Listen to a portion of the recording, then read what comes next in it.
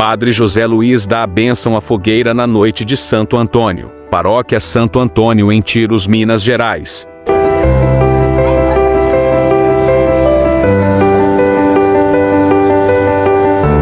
O Senhor esteja convosco. Ele está no meio de nós.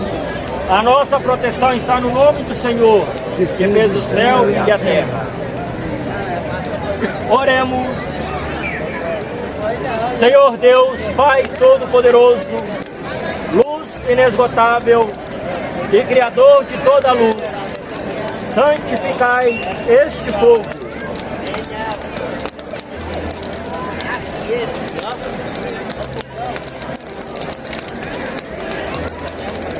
Este fogo e dai-nos um dia, após as trevas desta vida, que possamos, puros de coração, chegar à luz